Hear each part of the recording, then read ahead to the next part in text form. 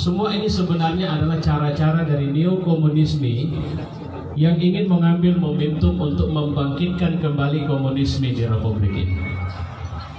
Tapi mereka lupa bahwa uji coba yang mereka lakukan dari berbagai pemberontakan tidak pernah berhasil. Bahwa Pancasila bagi kita benar-benar harga mati.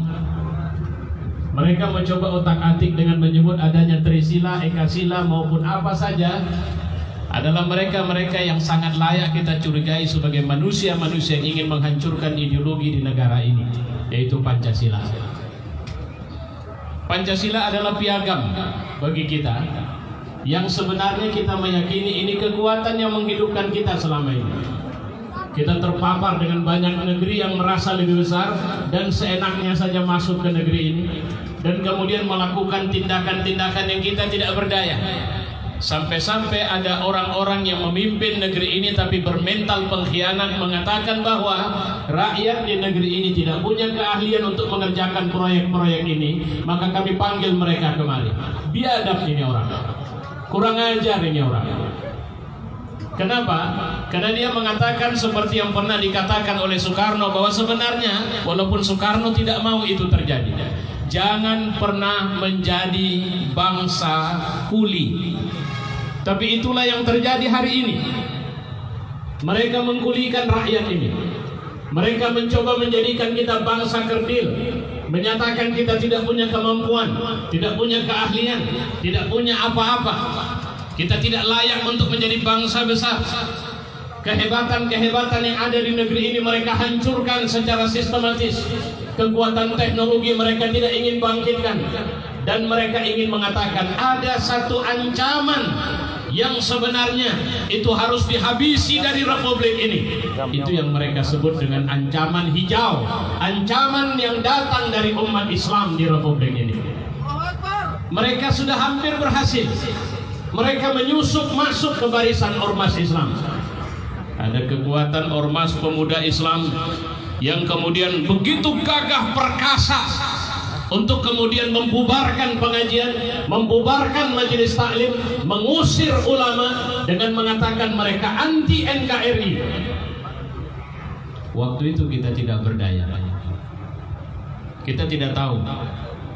Kita cuma bisa menangis ketika ulama kita disakiti, dihina.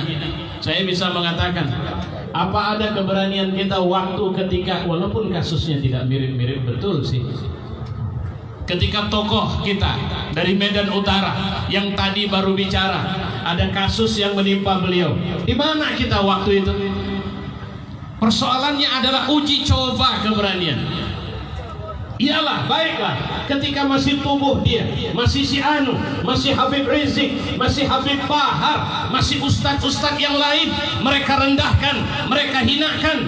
Masih Cina dari Tiongkok mereka panggil. Di saat kita disuruh stay at home, tinggal di rumah, mereka undang Cina rame-rame datang ke Republik ini dengan dalih macam-macam. Oh, mereka cuma minta izin datang ke Jakarta. Rupanya memang Cina yang nggak bisa bahasa Indonesia, datang dari Tiongkok sana. Kita nggak bisa marah waktu itu. Takbir!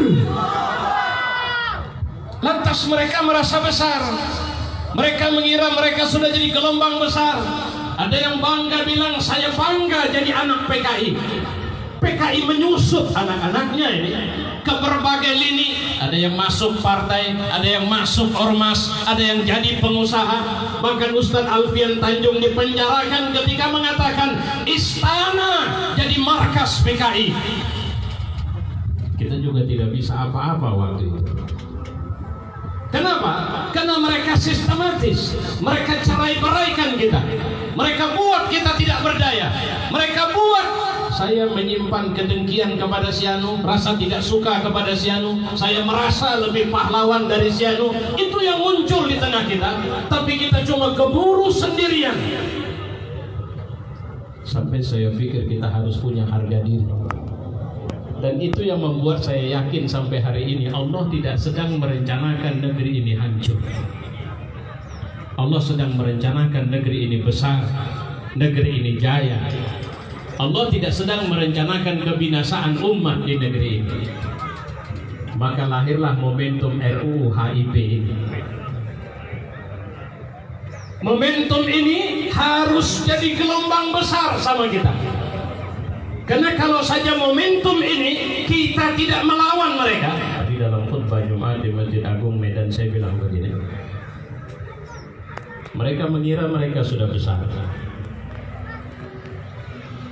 Dan hari ini kalau mereka mencoba melawan, maka mereka akan hancur dilabrak oleh air tsunami dari kemarahan orang-orang yang harga dirinya terletak pada Pancasila itu. Takbir! Siapapun mereka, berlindung di balik partai apapun mereka, mau berada di institusi manapun mereka, kalau mereka coba ganggu ideologi negara ini, maka mereka akan berhadapan dengan putra-putra pembela Pancasila yang pertama sekali. Takbir! Mereka akan berhadapan dengan putra-putra ulama yang dulu mereka coba habisi, mereka coba binasakan. Mereka akan berhadapan dengan rakyat pewaris dari tokoh yang kemudian telah hidup dan berkembang dan sekarang mereka kita sebut sebagai pahlawan. Mereka akan